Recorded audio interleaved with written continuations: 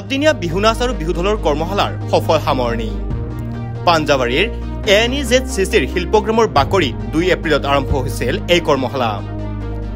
উত্তৰ পূব ক্ষেত্ৰ সাংস্কৃতিক কেন্দ্ৰ শিল্পগ্ৰামৰ উদ্যোগত আৰু সংগীত নাটক একাডেমী সংস্কৃতি মন্ত্ৰালয়ৰ সহযোগত উক্ত অনুষ্ঠান প্ৰায় 1500 কণ শিশু আৰু যুৱক যুৱতীৰ অংশগ্ৰহণ এই অনুষ্ঠানত লগতে কেইবাজনো শিল্পী কলাকুশলী ইয়ং টেলেন্ট আৰ্টিষ্টৰ বঁটা প্ৰদান কৰা হয় আমাৰ উত্তৰ পূব ক্ষেত্ৰ সাংস্কৃতিক কেন্দ্ৰ ভাৰত চৰকাৰ সাংস্কৃতিক মন্ত্ৰালয় লগতে আমাৰ সংগীত নাটক একাডেমী নৰ্থ ইষ্ট চেণ্টাৰ আমি দুইটা কোলাবৰেশ্যনত দুইটা সিষ্টাৰ অৰ্গেনাইজেশ্যন আমি এই 7 দিনীয়া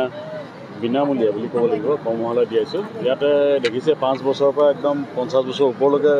মানে শিক্ষাৰ্থী আছে খুব ভাল লাগিছে যে বিহু আমাৰ প্ৰাণ বিহু আমাৰ অসমীয়া তেজত আছে আমি এটাই খালি প্ৰচেষ্টা যে উত্তৰ পূব ক্ষেত্ৰ সাংস্কৃতিক কেন্দ্ৰ আৰু সংগীত নাটক একাডেমী যে আমাৰ যিটো ইয়াত পৰম্পৰা চলি আছে যিটো আমাৰ কৃষ্টি সংস্কৃতি এইখিনি যাতে সদায় জীয়াই থাকক আৰু এই ক্ষেত্ৰত আমি নতুন প্ৰজন্মক আমি এটা মানে প্লেটফৰ্ম দিয়াব বিচাৰিছোঁ হয় ভাল লাগিছে ইয়াত আজি অসমত বিভিন্ন প্ৰান্তত বিভিন্ন ঠাইত আজি বহুত কৰ্মশালা হৈছে এটা ভাল এটা মানে নতুন জেনেৰেশ্যন যিসকল প্ৰশিক্ষক আছে তেওঁলোকক আমি ধন্যবাদ জ্ঞাপন কৰিছোঁ যে প্ৰত্যেকে নিজৰ নিজৰ ঠাইত আজি যে নতুন চামক এটা কৰ্মশালা দিয়াইছে যাতে নতুন প্ৰজন্মখিনি শিকক আৰু আমাৰ অসমীয়া বুলি বিশ্বৰ দৰবাৰত তেওঁলোকে যাতে ভালকৈ চিনাকি দিব পাৰে ইয়াত খালি অসমীয়া বুলি নহয় আমাৰ অসমীয়াও শিকিব পাৰিছে ইয়াত বহুত আছে আমাৰ নহয় আজি দেখিছে আমি ইয়াত য়ং আৰ্টিষ্ট টেলেণ্টেড আৰ্টিষ্ট এৱাৰ্ডো দিয়াইছোঁ যাতে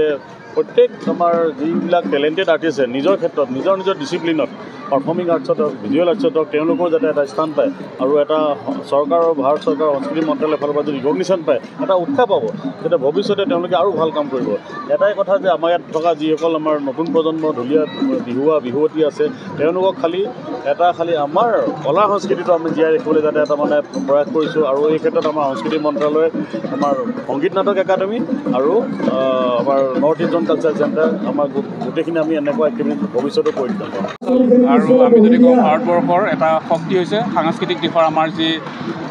বিভিন্ন আমাৰ সমল আছে এই সাংস্কৃতিক সমলে আমাৰ এক ধৰণৰ শক্তি গতিকে এই আমাৰ শক্তিৰ ভিতৰত অন্যতম হৈছে বিহু সংস্কৃতিৰ উন্নয়ন আৰু প্ৰসাৰৰ কাৰণে এই ৱৰ্কশ্বপ আমাৰ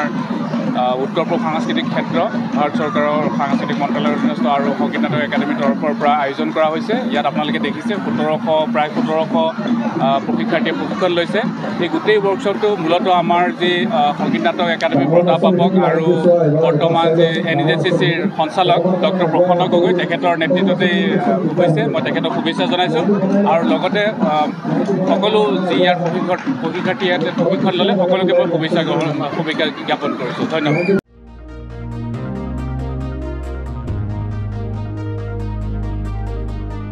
News Desk Report, News NE 365. Stay informed, stay ahead. News NE 365.